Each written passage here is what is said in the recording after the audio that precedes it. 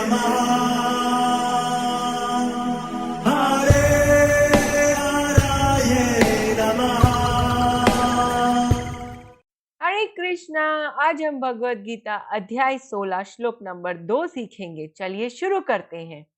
अहिंसा सत्यम क्रोध त्याग शांतिरपैशुनम दया भूतेष्व अलोलुप्त्वम मार्दवम हरीरचापलम।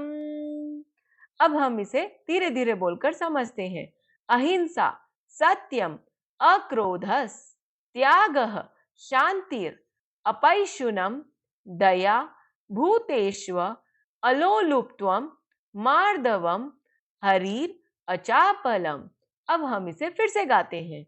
अहिंसा सत्यम क्रोधस त्याग शांतिरपैशुनम दया भूतेष्व अलोलुप्त्वम मार्दवम हरीरचापलम।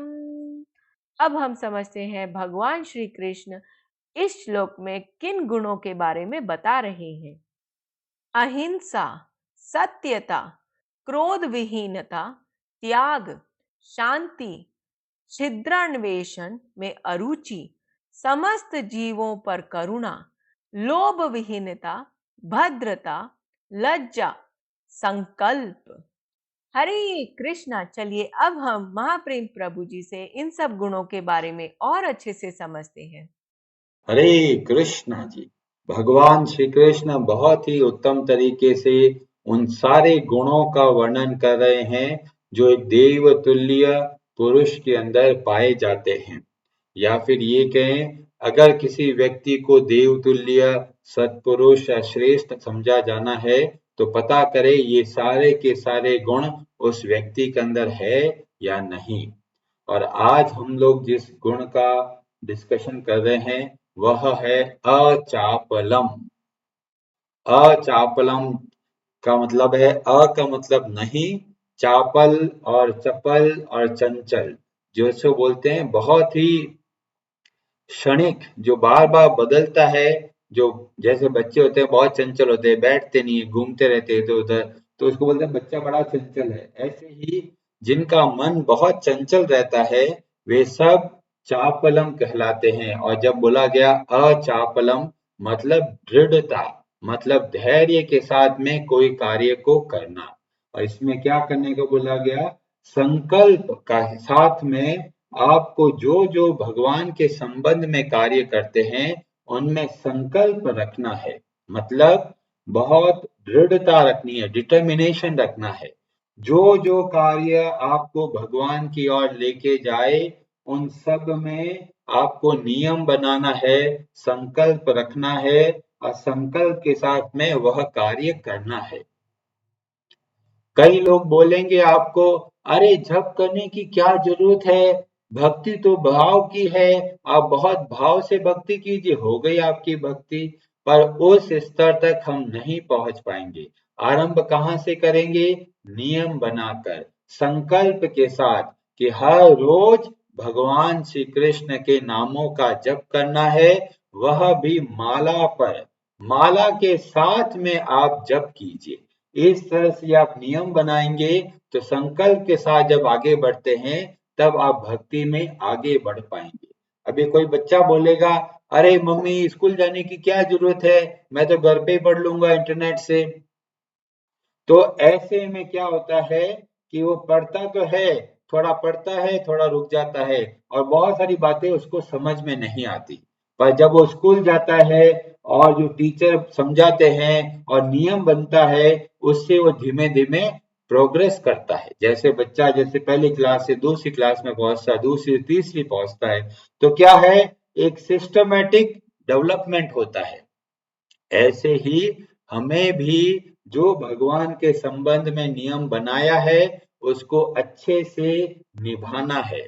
और जो लोगों ने नियम नहीं बनाया है उनको चाहिए कि वो नियम बनाए, आरंभ करें कि जैसे कोई माला नहीं करता तो पहला नियम बनाए, कम से कम एक माला का जप हमें अवश्य करना है, भगवान श्री कृष्ण के नामों का जप करना है। जो एक माला करते हैं तो दो माला कर सकते हैं, अप टू 16 माला तक जप करने के बारे में बताया गया है। और 16 माला करते हैं तो शास्त्रों का अध्ययन शुरू कर सकते हैं, भक्तों से कथाएं सुन सकते हैं। तो इस तरह से आप अपने जीवन में नियम को बनाना है। यहाँ पर जब बोला गया अचापलम, मतलब बहुत ही डिटर्मिनेशन के साथ में, संकल्प के साथ में भक्ति करनी है। अब कई लोग ऐसे होते हैं जो माला फेरना शुरू कर दिया और उनको ऐसा लगा अरे जीवन में कष्ट बढ़ता जा रहा है, बीमारियां बढ़ती जा रही है जब से मैंने जप शुरू किया है। तो कई लोग इस डर से जप करना छोड़ देते हैं। वो सोचते हैं अरे जैसे ही जप करने लगा और समस्याएं बढ़ गई या फिर और मन बेचैन हो गया। पर वास्तव में ऐसा नहीं होता। जब आप जप करते हैं तो वास्तव में हमारा सबसे बड़ा भला होता है। तो कई लोग बोलेंगे अरे प्रभु जी जप करते करते अब तो मन और ज्यादा बेचैन होने लग गया और चंचल होने लग गया।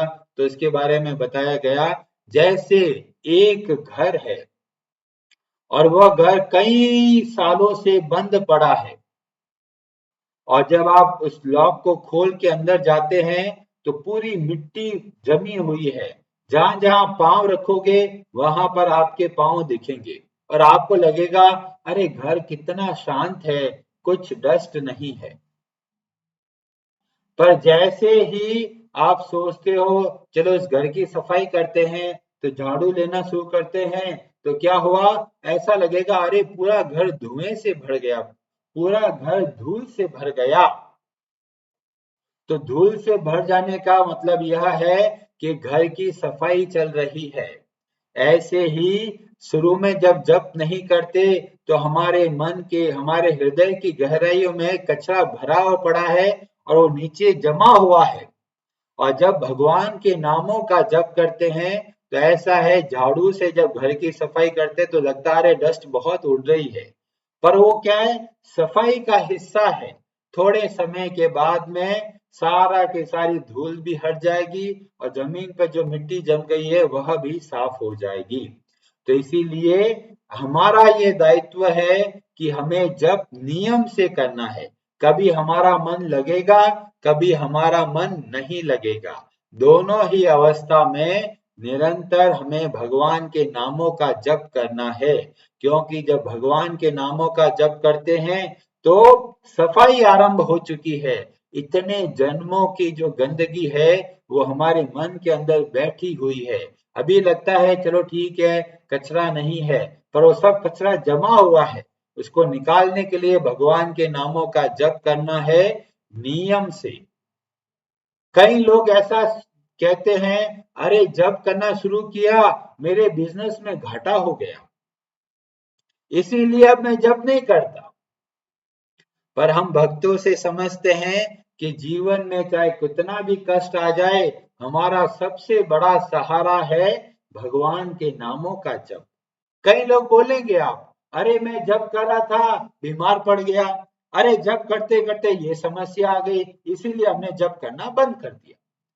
पर जब हम देखते हैं भगवान के भक्तों से चरित्र समझते हैं तो हमें पता चलता है जीवन में कितना भी बड़ा दुख आ जाए भगवान के नामों को नहीं छोड़ना है, क्योंकि यही सबसे बड़ा सहारा है, यही सबसे बड़ा आश्रय है।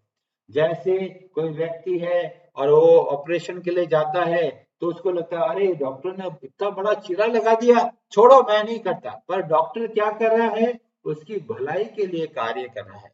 ऐसे ही भगवान के नामों का जब जप करते हैं तो हमारा वह परम हितकारक है। कई लोग बोलते हैं अरे जप करते करते हमारे को ये समस्या आ गई, पर आप ये देखेंगे जो जप नहीं करते उनके जीवन में भी बहुत समस्याएं हैं। जो लोग ये सोचते हैं अरे जप करना शुरू किया घाटा हो गया, तो क्या बाकी लोग जो जप नहीं करते क्या उनको घाटा नहीं होता? सबको घाटा भी होता है, नफा भी मिलता है, हानि भी होती है, लाभ भी होता है। वो सब हमारे कर्मों के अनुसार चलते हैं। पर भक्ति हमारे जो कर्मों से ऊपर है, वो केवल भक्ति हमें मिलती है भगवान की कृपा से, भगवान के भक्तों की कृपा से। तो कभी भी भक्ति को लाभ और हानि से नहीं जोड़ना है, भक्ति को सुख और दुख से नहीं जोड़ना है, भक्ति को अच्छे और बुरे क्षणों से नहीं जोड़ना है। भक्ति हमें नियम से करना है, जीवन में सुख भी आएगा, जीवन में दुख भी आएगा, पर घबराना नहीं है, क्योंकि डरपोक नहीं बनना है कि जीवन में कष्ट आ गया सबसे पहले माला छोड़ दी। ये ऐसे ही हुआ जैसे बीमारी सही होने वाली थी कि एक दिन गोली खाई तो लगा पेट दर्द हो रहा है तो दवाई उसी वक्त छोड़ दी, बिना डॉक्टर से बातचीत किए।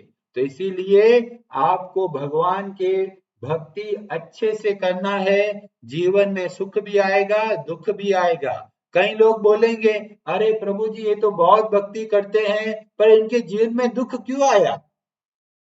पर भगवान ने बोला सुख और दुख सबके जीवन में आएगा, क्योंकि ये कर्मों का हिस्सा है। तो इसीलिए हमको घबराना नहीं है, हर रोज नियम से भगवान के नामों का जप करना है, चाहे दुनिया इधर से उधर हो जाए।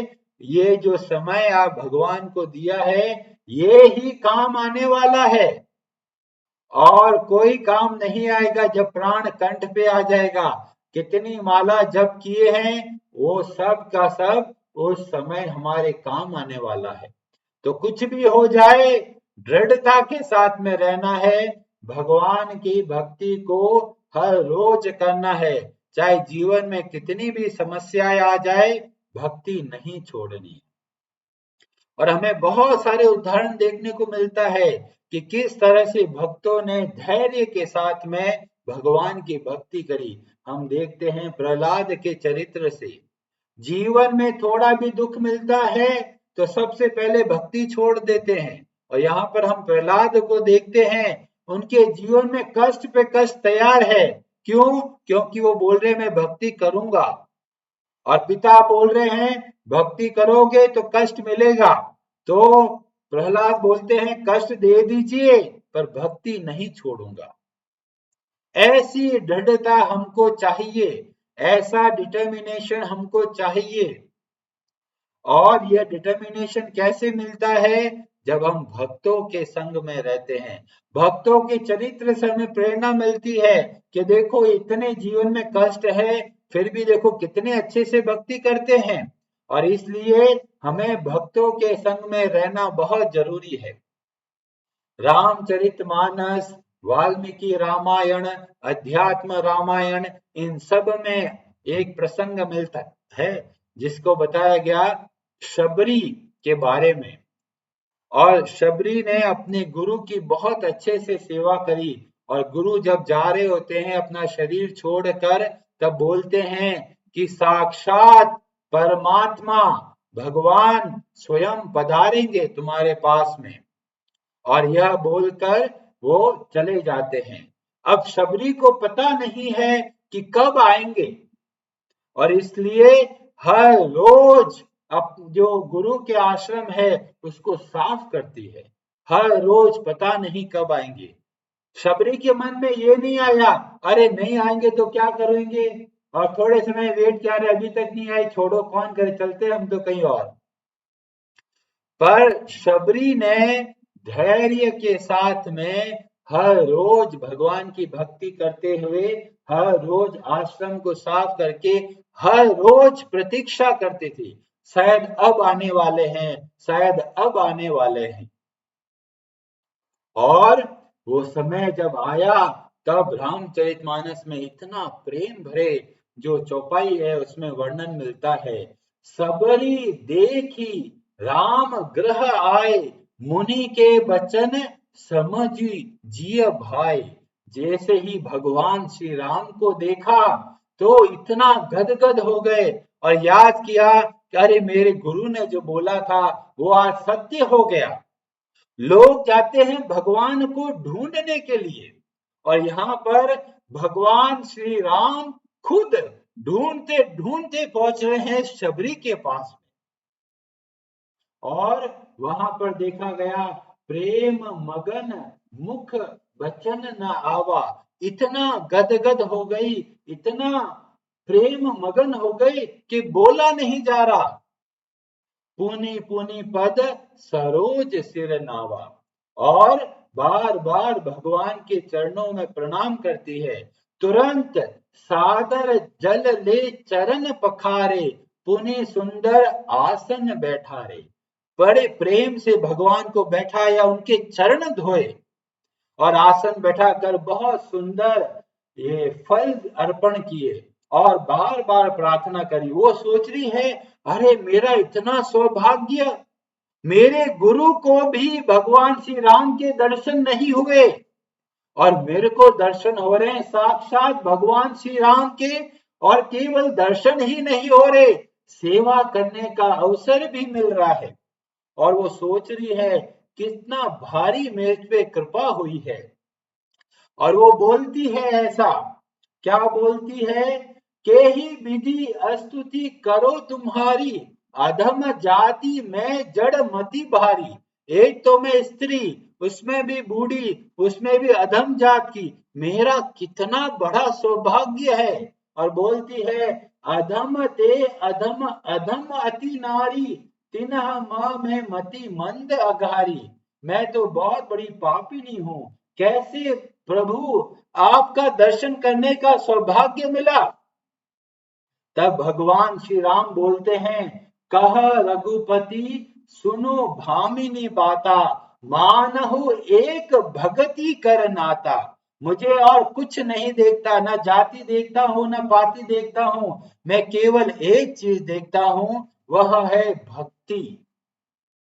और भगवान श्री राम बताते हैं कि कैसे ये सबरी इतना मतलब मुझे प्रिय हुई। और बोलते हैं कि नवदा भक्ति बताते हैं और बोलते हैं कि तुमने सबसे बड़ा जो चीज किया वह है प्रथम भगति संतः कर संगा।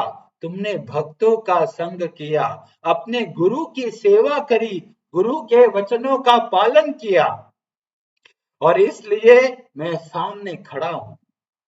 तो हमें पता चलता है शबरी के चरित्र से कि हमें नियम बनाकर हर रोज भगवान की भक्ति करनी है। ये नहीं सोचना है अरे भगवान सुनते हैं या नहीं सुनते हैं, सब कुछ भगवान सुनते हैं। चींटी के पांव नूपुर बाजे, वह भी साहिब सुनता है। चींटी के अंदर अगर पांव में पायल बांधेंगे और जब चींटी चलेगी तो भी वो भगवान सुनते हैं। और खास कर जब आप मंदिर जाएं, भगवान के सामने बैठकर प्रार्थना करते हैं, भगवत गीता का पाठ करते हैं, तो भगवान सुनते हैं। आप ये मत सोचिए अरे कौन सुन रहा है, भगवान सब हर एक बात सुनते हैं। इसीलिए आप बहुत अच्छे से, बहुत प्रेम से भक्ति कीजिए, भगवान के नामों का जप कीजिए। जब आप नियम से जप करते हैं तो हम भक्ति में आगे बढ़ते हैं। तो नियम बनाना बहुत जरूरी है। आप अच्छे से इस गुण को समझिए, जो कार्य भगवान की ओर लेके जाए संकल्प के साथ करना है। और उसके अलावा जो और कार्य आप संकल्प के साथ करते हैं उसको कहते हैं जिद्दीपन। तो हमें पता होना चाहिए कहाँ पर जिद है, कहाँ पर संकल्प है। जो भगवान के लिए कार्य किया जाता है वो सब का सब संकल्प कहलाता है, क्योंकि वह हमें भक्ति में आगे बढ़ने में सहायता देता है। हरे कृष्णा जी, आप सबका बहुत बहुत धन्यवाद। हरे नमः।